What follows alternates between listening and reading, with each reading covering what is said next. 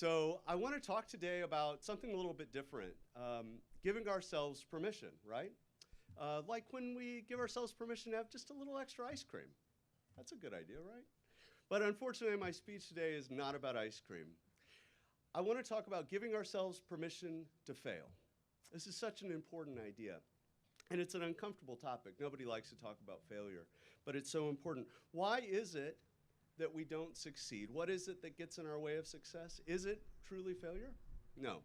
It's the fear of failure. It's the fear of failure that stops us from attempting the next difficult task. What defines us is how we react to adversity, how we get up and move forward in a challenging time. Winston Churchill said that success is not final. Failure is not fatal. It is the courage to continue that counts. I think life is a lot like baseball, in fact. It's about being at the plate and getting up there and hitting, right? No one hits a home run from the bench. In baseball, batting average of 300 is considered excellent. That's 300 out of 1,000. That means you're missing 70% of the time, and that's excellent, right? That's excellent. If you're not hitting, you're not swinging the bat, right?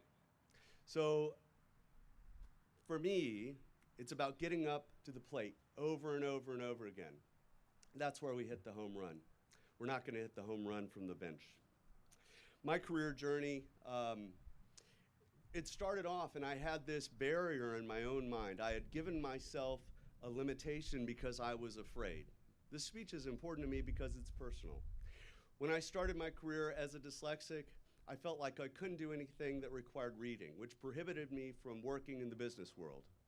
At least that's what I thought. That was a false notion, but it was a notion that I gave myself. And that held me back for years in my career. It wasn't until my lovely wife, Heather, who joins us in the audience today, gave me the encouragement and the strength to move forward, and she said, "You're the most driven person I know. You should start a business." And I did. In fact, I've started a couple businesses now. So what most entrepreneurs don't tell you is my first business was a failure. I spent years working on a company that ultimately did not make enough money, and I had to close down. It's not something I'm comfortable talking about. It's not something I like to share. But I think it's important to share these moments in life where we're afraid and that stops us. That led me to a dark place. I remember had a very difficult time taking the next step in my career. And it wasn't for the loving support of my wife and my family and my friends that I moved forward. And I encourage the graduates today to remember that. If you remember nothing else from this speech, it is okay to reach out for help. It is okay to get help when you need it, right? Even, from friends, from families, from counselors, it is a good thing to ask for help when you need it. And because of the support of my wife, I ended up starting my business that I have now, Globe Runner, which has been very successful, and for over a decade has supported my family, now sends 4 kids to Shelton, and I have a wonderful group of employees that I'm blessed to work with. So your story is different as a graduate. You may not want to be an entrepreneur. You may choose to be an athlete, an artist, an engineer, or maybe you want to be the world's best CPA, in which case you should call me. I need help with my taxes. So, no matter what we do, pursue it with excellence. Start making a habit of being excellence. Everything in life is not easy. In fact, the things that are worth doing, the pursuits that are worth doing, are usually hard. Don't let that fear of potential failure stop you, because you will fail some of the time. But if you're not at bat, you're not playing the game. Aristotle said something, and I paraphrase here, but I love what he said. He said, "We are what we do repeatedly." Excellence, then, is not an act, it is a habit.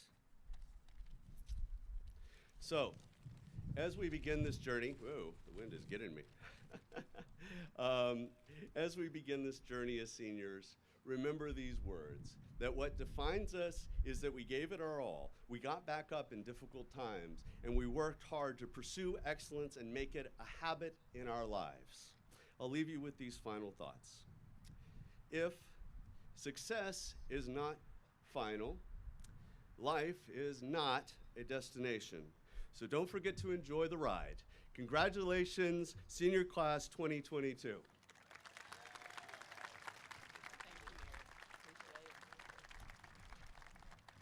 Thank you, Eric. And we have an honorarium that Shelton School will be giving to Stand Up LD in honor of you being with us today.